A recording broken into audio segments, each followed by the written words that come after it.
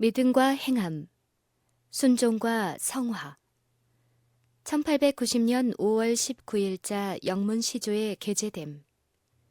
그리스도께서 너희를 사랑하신 것 같이 너희도 사랑 가운데서 행하라. 그는 우리를 위하여 자신을 버리사 향기로운 제물과 생축으로 하나님께 드리셨느니라. 에베소서 5장 2절. 그리스도께서는 당신의 신성의 모든 충만으로 또한 당신의 흠없는 인성의 모든 영광으로 우리를 위하여 자기 자신을 완전하고 값없는 희생 제물로 주셨다. 그러므로 그분께로 가까이 나가는 모든 사람은 마치 자기 자신만을 위해서 값을 지불하신 분처럼 그분을 받아들여야 한다. 모든 사람이 아담 안에서 죽은 것처럼 모든 사람이 그리스도 안에서 살게 될 것이다. 왜냐하면 순종하는 자들은 불멸의 몸으로 일어날 것이고 범죄한 자들은 죽음, 곧 저들이 율법을 범한 것에 대한 형벌을 받기 위해 죽은 자 가운데서 일어날 것이기 때문이다. 하나님의 율법에 순종하는 것이 성화이다. 이 문제에 대해 마음속에 잘못된 견해를 가지고 있는 자들이 많이 있다. 그러나 예수께서는 당신의 제자들이 진리로 거룩하게 되도록 기도하시면서 아버지의 말씀은 진리니이다 라고 덧붙이셨다. 마치 순종이 계속적인 것처럼 성화는 순간적인 것이 아니고 점진적인 과업이다. 사단이 우리를 계속적으로 유혹하고 있는 한 자아 정복을 위한 전쟁은 계속해서 치러져야 한다. 그러나 순종을 통하여 진리가 영혼을 거룩하게 할 것이다. 진리에 충성하는 자들은 그리스도의 공로를 통하여 변화는 모든 생활 환경에 의해 꼴지어지게 된 성품의 모든 약점들을 극복하게 될 것이다. 사단의 미혹과 함정. 많은 사람들은 그들이 성화되었기 때문에 죄를 지을 수 없다는 입장을 취해왔다. 그러나 이것은 악한 자의 미혹의 함정이다. 죄악으로 빠뜨리는 위험이 끊임없이 존재한다. 그래서 그리스도께서는 시험에 들지 않게 깨어있어 기도하라고 우리에게 경고하셨다.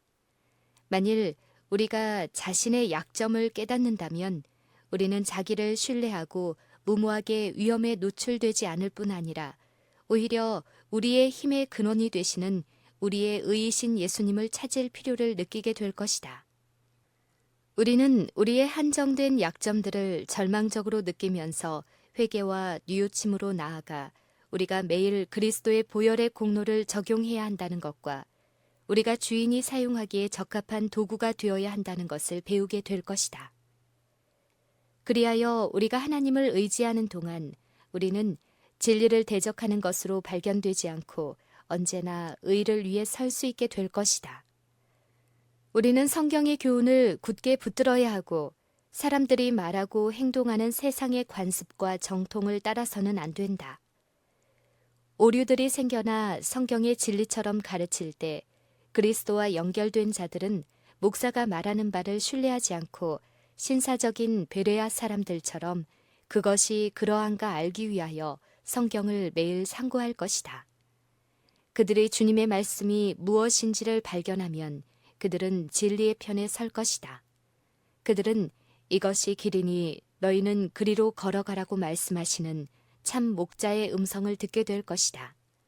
그리하여 그대는 성경을 그대의 고문으로 삼도록 교육받게 될 것이며 낯선 자의 음성은 듣지도 따르지도 않게 될 것이다. 두 교훈. 영혼이 순결해지고 고상해져서 하늘 왕국에 적합해지려면 반드시 배워야 할 두 교훈, 곧 자기 희생과 극기의 두 교훈이 있다. 어떤 사람들은 다른 사람들보다 이 중요한 교훈들을 훨씬 쉽게 배운다. 그들은 주께서 온유와 사랑으로 그들에게 주시는 단순한 훈육으로 연마되기 때문이다. 다른 사람들은 정결케 하는 불이 그들의 마음에서 교만과 자기 신뢰, 세속적인 정욕과 이기심을 정하게 하고 그들이 그리스도의 은혜를 통하여 승리자가 되고 진정한 품성의 순금을 드러내기 위하여 느긋한 고난의 훈육을 요구한다. 하나님의 사랑은 영혼을 강하게 할 것이며 우리는 그리스도의 보혈의 공로를 통하여 유혹과 시련의 불꽃 가운데서도 상하지 않고 서게 될 것이다. 그러나 우리에게 지혜와 거룩함과 구속함이 되시는 우리의 의, 그리스도 외에는 어떤 도움도 효력을 나타내지 못할 것이다. 참된 성화는 단지 전심을 다하여 하나님을 사랑하고 그분의 계명과 규례에 흠없이 따르는 것이다. 성화는 감정이 아니고 모든 정욕과 욕망을 하나님의 영의 지배 아래 두게 하는 하늘에서 온 원칙이다. 그러므로 이 일은 우리 구주를 통하여 이루어진다. 거짓 성화는 하나님을 영화롭게 하지 않고 그것을 주장하는 자들이 스스로를 높이고 영광스럽게 하도록 이끈다. 우리의 경험 속에서 즐거움이든 슬픔이든지 간에 그 일이 그리스도를 반사하지 않고 그 일의 근원으로서 그분을 가리키지 않고 그분께 영광을 돌리지 않고 자아가 보이지 않게 묻어버리지 않는 것은 진정한 그리스도인의 경험이 아니다. 성령으로 말미암아 그리스도의 은혜가 심령 속에 심겨지면 그의 소유자는 마음이 겸손해지며 하늘의 사물에 대하여 대화를 나누는 자들과의 교제를 구하게 될 것이다. 그때 성령께서는 그리스도께 속한 것들을 취하여 그것들을 우리에게 보여주실 것이며 받는 자들에게가 아니라 그것을 주시는 분께 영광을 돌리게 될 것이다. 그러므로 그대의 심령 속에 그리스도의 거룩한 평화를 소유한다면 그대의 입술은 하나님께 대한 찬양과 감사로 넘치게 될 것이다.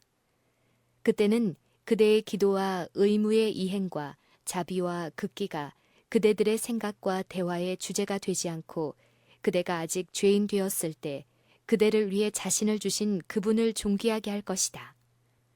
그대는 나는 내 자신을 예수께 드립니다. 나는 모세가 율법에서 그리고 선지자들이 기록한 말씀 속에서 그분을 발견하였습니다. 라고 말할 것이다. 그대가 그분을 찬양할 때 그대는 귀중한 축복을 얻게 될 것이며 그대를 통하여 이루어지는 모든 찬양과 영광은 하나님에게로 돌려질 것이다. 떠들썩하거나 제멋대로가 아님. 그리스도의 평화는 큰 소리와 육체적인 활동으로 이루어지는 떠들썩하고 제멋대로 하는 것이 아니다. 그리스도의 평화는 지성적인 평화이므로 그것을 소유한 자들에게 광신과 방종한 언행의 특징을 지니게 하지 않는다. 그것은 산만한 충동이 아니고 하나님께로부터 나오는 가마력이다. 구주께서 심령 속에 그분의 평화를 넣어주실 때 마음은 하나님의 말씀과 완전한 일치를 이루게 될 것이다. 성령과 말씀은 일치되기 때문이다. 주님은 사람들을 다루시는 모든 과정에서 당신의 말씀을 높이신다. 그것은 그분 자신의 뜻이며 사람들에게 나타내는 그분 자신의 음성이다. 그러므로 그분의 말씀으로부터 나오는 것 이외에는 그분의 자녀들에게 알려줄 어떤 새로운 뜻과 새로운 진리가 없다. 만일 그대가 하나님의 말씀의 분명한 지시와 일치되지 않는 어떤 놀라운 경험을 갖게 된다면 그대는 그것을 의심해 보는 것이 좋을 것이다. 왜냐하면 그것의 근원이 위로부터 온 것이 아니기 때문이다. 그리스도의 평화는 성경이 나타내는 예수님에 대한 지식을 통하여 온다. 만일 행복이 하나님의 근원으로부터가 아니라 바깥의 근원으로부터 온다면 변하는 환경처럼 변할 수 있는 것이 될 것이다. 그러나 그리스도의 평화는 변하지 않는 영구적인 평화이다. 그것은 어떤 생활 환경이나 세상의 물질의 양이나 세상 친구들의 수에 좌우되지 않는다. 그리스도는 생수의 샘이심으로 그분에게서 나오는 행복과 평화는 결코 쇠하지 않을 것이다. 그분은 생명의 샘이기 때문이다. 그분을 신뢰하는 자들은 이렇게 말할 수 있다. 하나님은 우리의 피난처시요 힘이시니 환난 중에 만날 큰 도움이시라. 그러므로 땅이 변하든지 산이 흔들려 바닥 가운데 빠지든지 바닷물이 흉흉하고 뛰놀든지 그것이 넘침으로 산이 요동할지라도 우리는 두려워 아니하리로다. 한 시내가 있어 나뉘어 흘러 하나님의 성 곧 지극히 높으신 자의 장막의 성소를 기쁘게 하도다. 시편 46편 1절부터 4절. 아담이 불순종으로 잃어버린 하늘나라를 그리스도께서 당신의 완전한 순종으로 다시 찾으셨기 때문에 우리는 하나님께 끊임없는 감사를 드릴 이유가 있다. 아담이 범죄하였으므로 그의 후손들은 그의 범죄와 그 결과를 함께 나누게 된다. 그러나 예수께서 아담의 죄를 담당하셨으므로 둘째 아담이신 그리스도에게로 피하는 아담의 모든 자손들은 범죄의 형벌에서 피할 수가 있게 된다. 예수께서는 아담이 견디는 데 실패한 시험을 견디어냄으로써 인간을 위해 하늘나라를 다시 찾으셨다. 그분께서 율법을 완전히 순종하셨으므로 구속의 계획에 대해 올바른 이해를 가지고 있는 모든 자들은 하나님의 거룩한 법을 범하고서는 구원을 얻을 수 없다는 것을 깨닫게 될 것이다. 저들은 율법을 범하는 일을 그치고 그리스도의 공로를 통해서 우리들에게 이루어지게 된 하나님의 약속을 굳게 붙잡아야 한다. 인간을 신뢰해서는 안 됨. 우리의 믿음은 인간의 능력 안에서가 아니고 하나님의 권능 안에 세워져야 한다. 비록 사람들이 하나님의 일꾼으로 위대하고 훌륭한 일을 하기 위한 하나님의 도구로 사용될 수 있을지라도 그들을 신뢰하는 것은 위험한 일이다. 그리스도께서 우리의 힘과 피난처가 되셔야 한다. 가장 훌륭한 사람들도 그들의 확고한 정신이 흔들릴 수 있으며 가장 좋은 종교일지라도 그것이 타락할 때는 사람들의 마음에 미치는 영향력에 있어서 언제나 가장 위험하다. 순수한 참 종교는 하나님의 입으로 나오는 모든 말씀을 순종하는 데서 발견된다. 의인은 인류를 고상하게 하지만 의의 부재는 인간을 타락시키고 파멸시킨다. 믿음, 오직 믿음으로. 오늘날의 설교단에서는 이런 말이 나온다. 믿으라, 오직 믿기만 하라. 그리스도를 믿으라. 더 이상 낡은 율법에 얽매이지 말고 오직 그리스도를 믿기만 하라.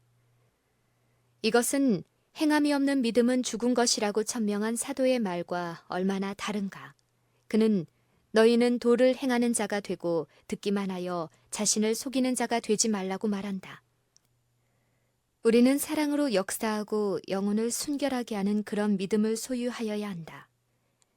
많은 사람들은 피상적인 믿음으로 생활의 정직성을 대신하고자 노력하고 이것으로 구원을 얻을 수 있다고 생각한다.